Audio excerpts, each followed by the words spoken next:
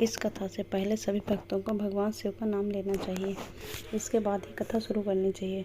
एक समय की बात है, किसी शहर में एक धनी व्यक्ति रहता था। उसके पास काफ़ी संपत्ति थी, लेकिन कोई संतान नहीं थी, जिसके लिए वो प्रत्येक सोमवार को भगवान शिव पार्वती की पूजा करता था। उसके इस पूजा से खुश होकर भगवान शिव ने संतान सुख का वरदान तो दे दिया और कहा कि तुम्हारा पुत्र अल्पायु होगा। ये सारी बातें जानते हुए साहूकार ने 11 साल की उम्र में उस बालक को अपने मामा के साथ शिक्षा प्राप्त करने के लिए काशी भेज दिया।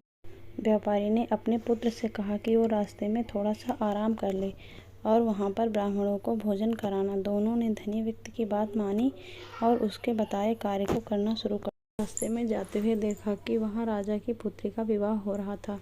उसका होने वाले राजकुमार को एक आँख से कुछ दिखाई नहीं देता था। बात दूल्हे के पिता ने किसी को भी नहीं बताई, लेकिन घबराहट में एक गलती कर दी। धनी व्यक्ति के बेटे का विवाह उस राजकुमारी से करा दिया। राजकुमारी को ये पता चला तो उसने उस व्यक्ति के साथ जाने के लिए मना कर दिया। उधर धनी व्यक्ति का पुत्र अपने मामा के साथ काशी पहुंचा।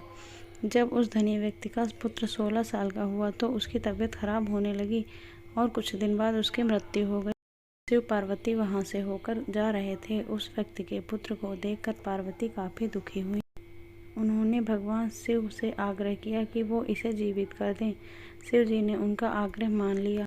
इसके बाद धनी व्यक्ति का पुत्र अपनी शिक्षा खत्म करने के बाद वापस घर को लौट रहा था तो राजा ने उसे पहचान लिया, जिससे उसकी पुत्री का विवाह हो। तो उन्होंने बहुत सा धन देकर उसके साथ अपनी पुत्री को विदा कर दिया। जब बेटा घर पहुंचा तो धनी व्यक्ति उसे देखकर काफी खुश हुआ। के बाद भगवान शिव ने उसके स्वप्न में दर्शन देकर कहा कि ये सब तुम्हारी भक्ति का फल।